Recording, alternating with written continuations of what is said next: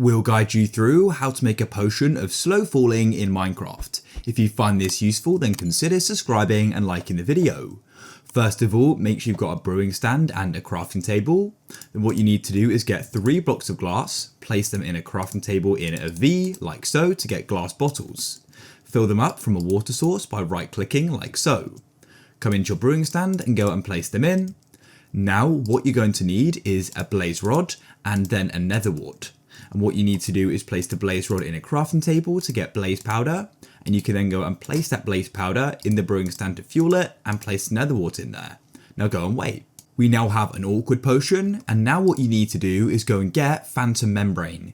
You can go and get these from phantoms and they'll spawn if you haven't slept for more than 3 days. So go and place it in your brewing stand and go and wait. After it's finished, you'll go and see we now have a potion of slow falling. To go and make it last longer, as it only lasts for 1 minute 30, add redstone dust. As you can see, they now last for 4 minutes. If you found this useful, then leave a like.